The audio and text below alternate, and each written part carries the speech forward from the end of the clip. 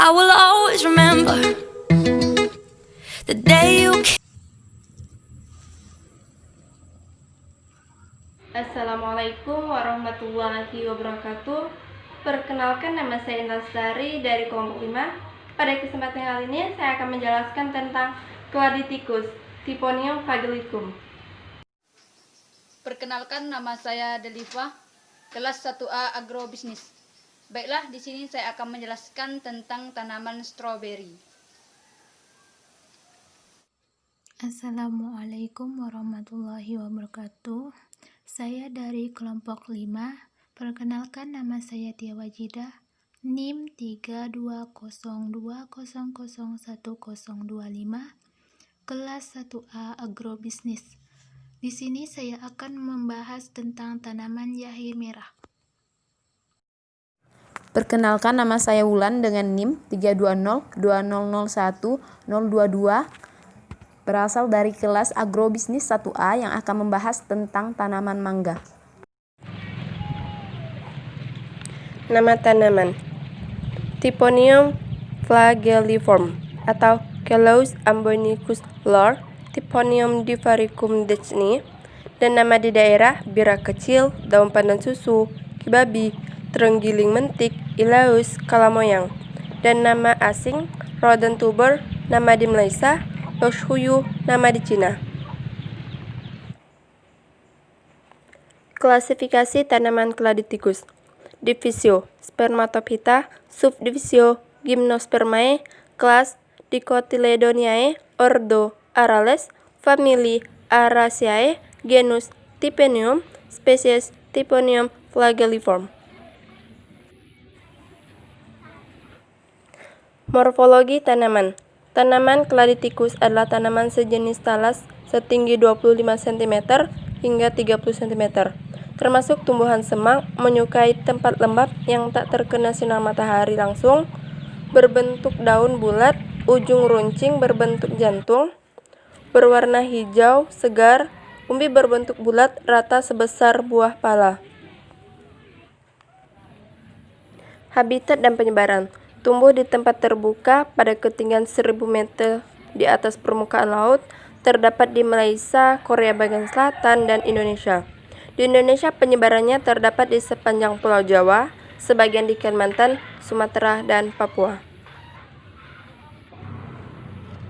Kandungan kimia dan efek farmakologis, alkaloid, triterpenoid, dan lignan.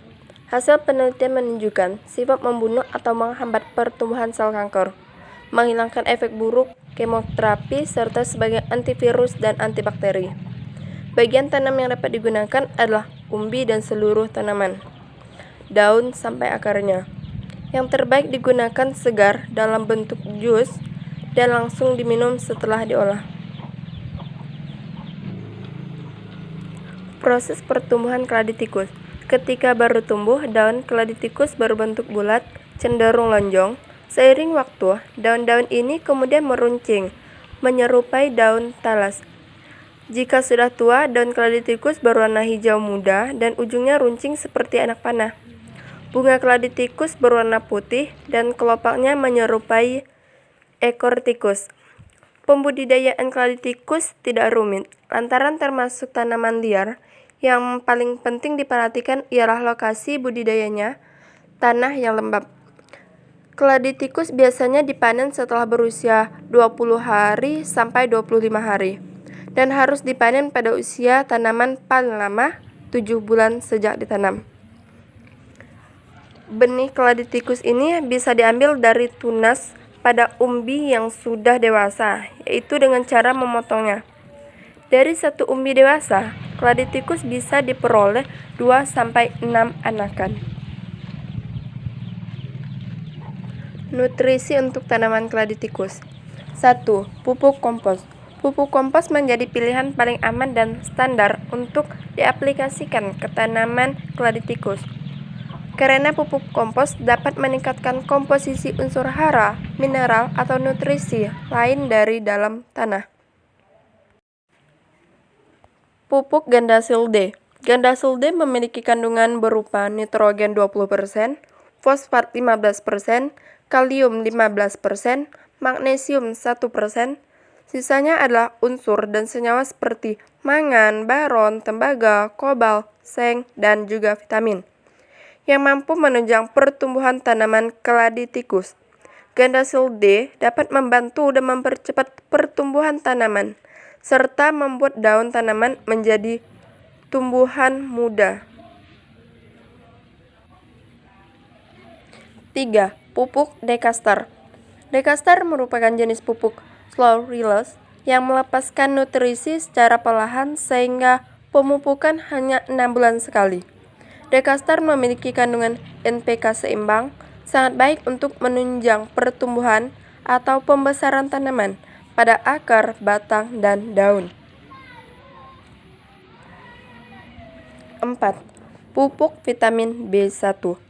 Selain membantu proses metabolisme pada jaringan tanaman dan menghasilkan energi, vitamin B1 memiliki sejumlah manfaat untuk mencegah dan mengurangi stres pada tanaman.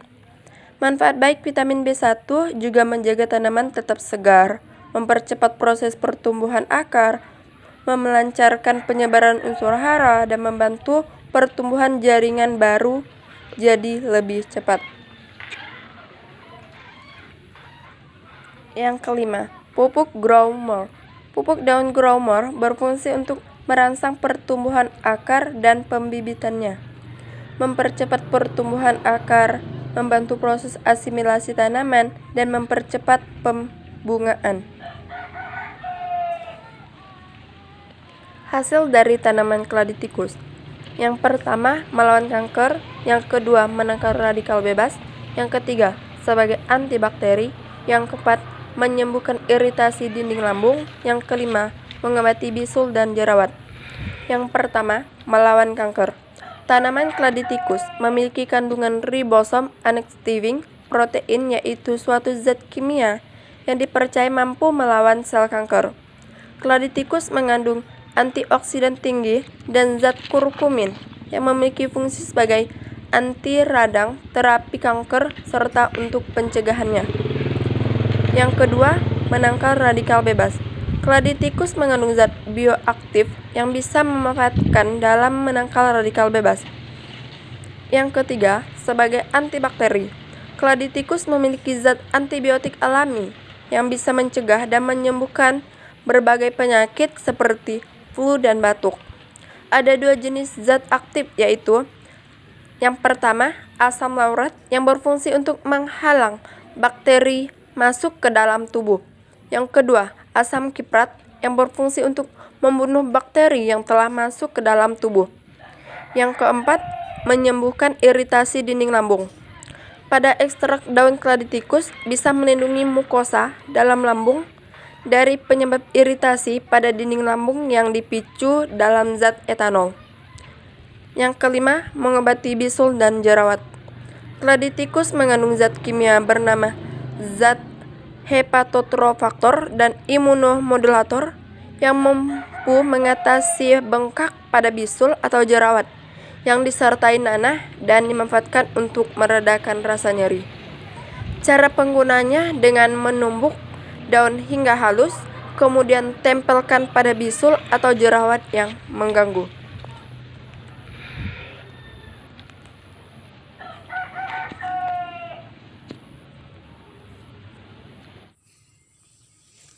Nama ilmiah jahe merah diberikan oleh William Rothbard. Jahe merah atau yang disebut dengan Zingiber officinale varietas rubrum merupakan tanaman rimpang yang sangat populer sebagai rempah-rempah dan bahan obat. Deskripsi tanaman jahe merah. Serat agak kasar, aroma tajam dan rasanya sangat pedas. Batang agak keras, bulat kecil berwarna hijau kemerahan. Diselubungi oleh pelepah daun tinggi tanaman 48,23 sampai dengan 14,05 cm. Daun berselang-seling teratur, warna lebih hijau di permukaan bawah. Permukaan daun atas hijau muda. Morfologi tanaman jahe merah. Batang jahe merupakan batang semu dengan tinggi 30 hingga 100 cm. Akarnya berbentuk rimpang dengan daging akar berwarna kuning hingga kemerahan dengan bau menyengat. Daun menyirip dengan panjang 15 hingga 23 mm dan panjang 8 hingga 15 cm. Tangkai daun berbulu halus. Bunga jahe tumbuh dari dalam tanah berbentuk bulat telur dengan panjang 3,5 hingga 5 cm dan lebar 1,5 hingga sampai 1,75 cm. Ganggang bunga bersisik sebanyak 5 sampai 7 buah. Bunga berwarna hijau kekuningan, bibir bunga dan kepala putih ungu.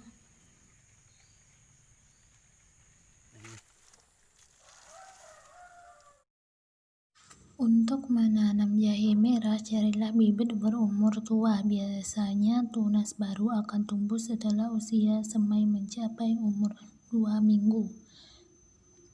Biasanya jahe merah akan dipanen setelah berumur 10-12 bulan.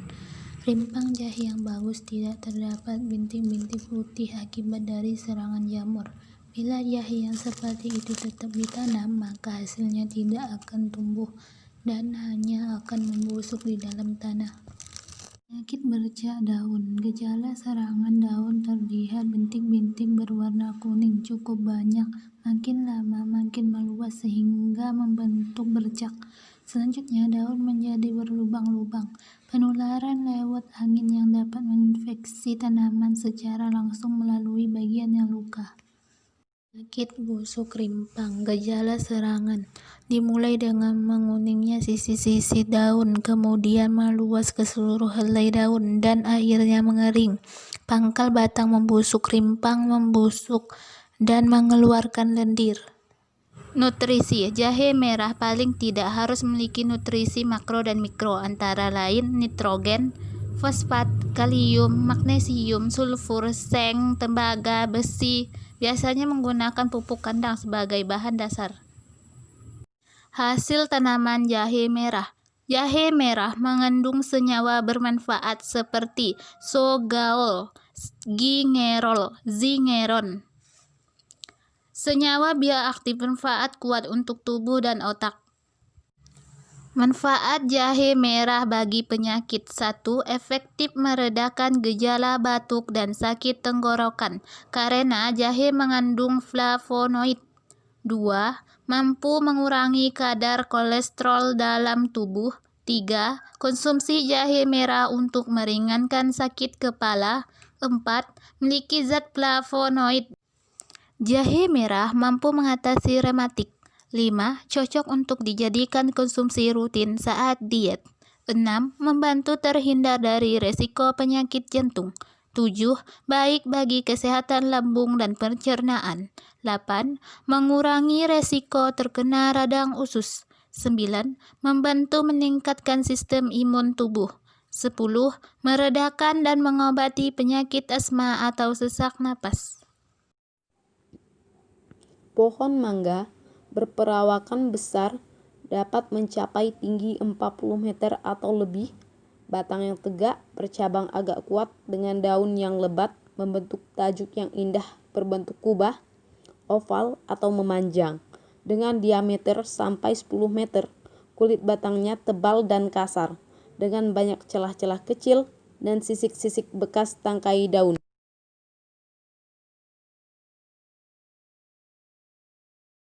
Bagian selanjutnya dari pohon mangga adalah akar, yaitu akar tunggang yang bercabang-cabang sangat panjang hingga bisa mencapai 6 meter. Daun pada daun mangga adalah daun tunggal dengan letak tersebar tanpa daun pengumpu. Helai daun bervariasi namun kebanyakan berbentuk jorong sampai lancet.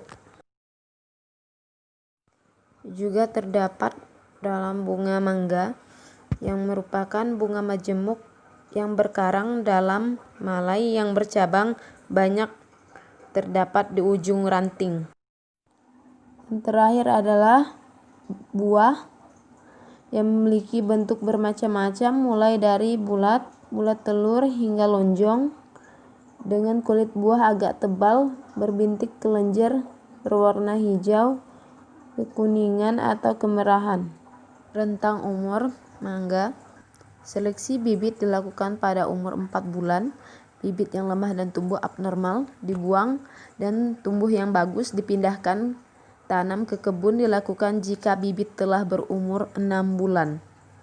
Untuk perbanyakan tanaman mangga bisa dilakukan secara generatif dan vegetatif, contohnya melalui biji, cangkok, dan okulasi, dan membutuhkan waktu yang lama untuk berbuah, bisa sekitar 7 tahun bahkan lebih. Dalam perawatan tanaman mangga, pemberian pupuk kandang atau kompos diberikan sebanyak 2 sak per pohon untuk tanaman berumur 8-10 tahun. Unsur nutrisi untuk memenuhi unsur hara dalam tanaman mangga ialah diperlukannya unsur hara, nitrogen, fosfor, dan kalium. Nitrogen untuk memberikan respon pertumbuhan tanaman yang lebih cepat. Fosfor berperan sebagai energi untuk pertumbuhan, meningkatkan pembelahan sel, pertumbuhan akar, pembungaan, dan pembentukan buah. Kalium untuk tanaman berperan untuk meningkatkan toleransi tanaman terhadap stres, kekeringan, atau kekurangan air. Kalium juga meminimalisir serangan hama, penyakit, dan sangat berperan dalam peningkatan kualitas buah. Sedangkan kalsium dan boron berperan sinergis menjadikan sel semakin kuat dan elastis untuk menguatkan tangkai buah dan berfungsi untuk kekuatan daya simpan buah, sehingga sangat membantu saat pengiriman jarak jauh. Mulai dari pengenalan akar, tanaman stroberi mempunyai 20-35 akar primer dengan panjang 40 cm. Akar primer dapat bertahan lebih dari 1 tahun. Akar tua akan digantikan dengan akar baru, tumbuh dari ruas yang paling dekat dengan akar primer tersebut. Secara morfologi, akar tersusun atas rambut akar, batang akar, ujung akar, dan tudung akar. Selanjutnya, saya akan menjelaskan tentang batang stroberi. Struktur batang stroberi sangat pendek dan terdapat banyak daun di setiap buku. Fungsi batang sebagai organ lintasan air dan mineral dari akar ke daun. Zat makanan hasil fotosintesis dari daun ke seluruh bagian tumbuhan. Selanjutnya saya akan menjelaskan tentang struktur daun. Masa pertumbuhan vegetatif membentuk daun-daun baru setiap 8-12 hari dan bertahan 1-3 bulan. Fungsi daun ialah sebagai tempat fotosintesis, tempat transpirasi, yaitu peristiwa penguapan. Selanjutnya bunga. Bunga merupakan alat perkembangbiakan karena di dalam bunga terdapat alat-alat reproduksi seperti benang sari, putik, dan kantung lembaga. Nah, saya akan menjelaskan tentang buah. Buah stroberi yang matang akan berwarna merah. Ini buah stroberi belum terlalu matang, masih memerlukan perkembangan, dan buah matang stroberi berkisar sekitar 2 mingguan.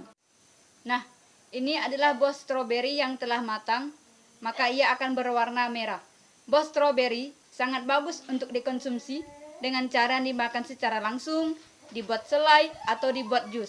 Karena stroberi banyak mengandung vitamin C, bagus untuk kesehatan jantung, mengurangi risiko kanker, untuk kecantikan, dan mempercantik kulit. Sekian yang dapat saya jelaskan, semoga bermanfaat. Terima kasih. Don't stay away.